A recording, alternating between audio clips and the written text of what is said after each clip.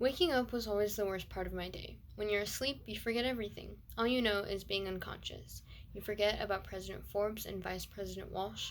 You don't have to think about the test, about studying, or the fact that tomorrow is your last attempt.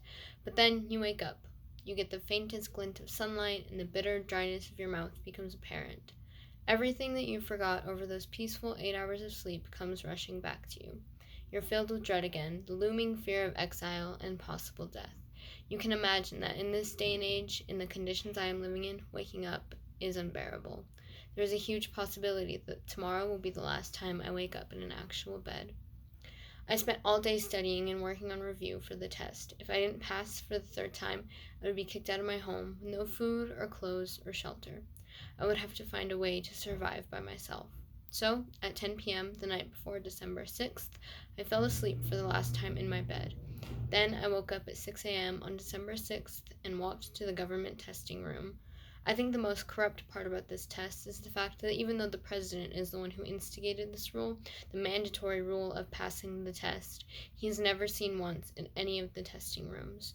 He has only seen at your exile, never even pushes for your success, just your downfall. After 6 hours of sitting in a windowless room with gray concrete walls and a cold metal desk, I found out once again that I failed. They immediately took me to the courtroom in front of President Forbes, where he told me I had to leave the county immediately. I wasn't allowed anything but the clothes on my back. 10 days later. It had been 10 days since my failed test, maybe 11. I couldn't really tell. I was starving. The only thing I could ever find to eat was dirt and leaves. Sometimes if I had enough energy to wander further, I would find berries and maybe a rabbit that I could manage to cook. I was miserable, dirty, and dehydrated. The only water I could find was probably not the best to drink, but it was my only way to survive. At night, it was a lot scarier than in the morning. I had to stay away from the wild animals that were looking for food. It was so hard to survive. I couldn't imagine surviving for very long the way I was going right now.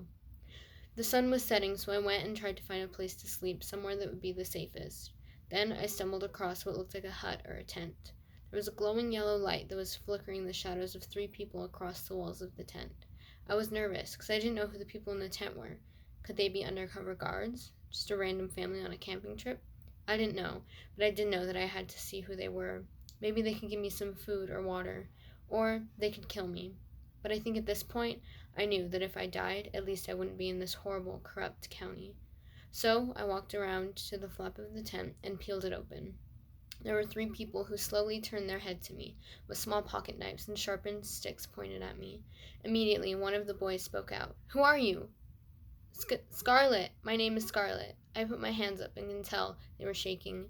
Then one of the girls who was there spoke. "Did you fail the test, too?" 1 month later. The people in the tent were just like me. They had failed the test and ended up in these woods. The 3 people I met in the tent were Joanne, Veronica, and Donovan. First, Donovan found Joanne, and they decided to try and survive together. They found Veronica passed out next to a tree a couple months later. She seemed dehydrated or starving, they couldn't tell. They saved her, and they took her back to the tent that they made and nurtured her until she was okay again. Then, of course, they found me. After I found all of them, we sort of made a schedule. We switched off hunting for food and cleaning the water. Then one day we were all sitting eating dinner. Donovan said what we had all been thinking since the day we were exiled. Are we going to try and make the system right, like protest or something? The idea was really scary, but I felt like it was time to talk about it. We were trying to bounce ideas off of each other and trying to come up with a plan. After 3 hours of talking and making plans, we finally had one that we thought would work.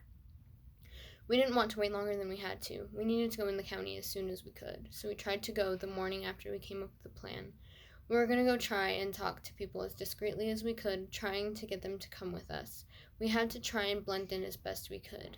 And then, after we felt like we had enough people, we would try and leave the county for good.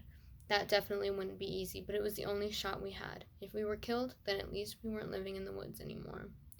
For the most part, we couldn't get anyone to come. They would spit at our feet, curse at us, call us stupid, among other things.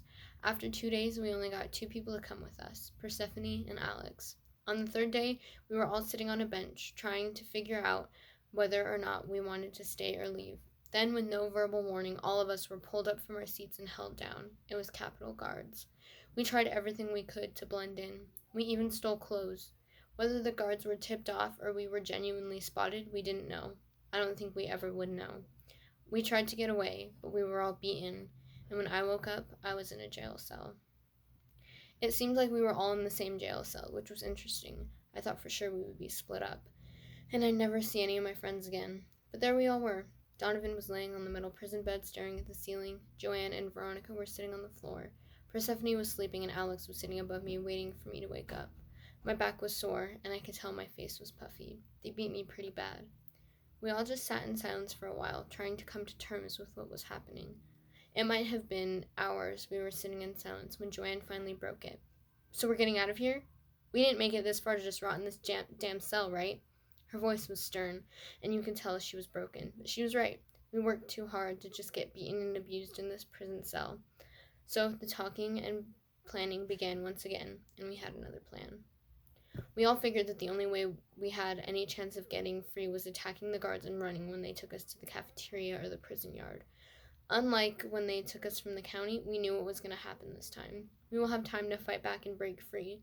When the time came and the guards opened up the cell, we were ready. Donovan made the first move and was able to kick the guard holding him back in the stomach. After that, the rest was a blur. Donovan ran, and after more punching and kicking, the rest of us were running too. I was running faster than I have ever run before. My lungs were burning. But then, when we got outside, we started scaling the huge fence. We were being thrashed with barbed wire and scraping our knees on the stray parts of the metal fence, but we were out. It was like tunnel vision. I only saw myself and the freedom I was about to have. The burning in my lungs turned into motivation for a better life. 3 years later. Thinking back to the day I jumped off of that fence into a better life is not only the best day of my life, but also the most traumatic I had ever experienced. Thinking about my final look back at the fence in the prison, seeing Joanne on the floor, bleeding from a gunshot wound. She was screaming at us, telling us to go, to leave. And we did. I did. Because that's what she wanted. I was finally free. Days after that, I ate my first meal. I slept in a bed for the first time in months. I was completely free. No government-mandated test would ever define my worth again.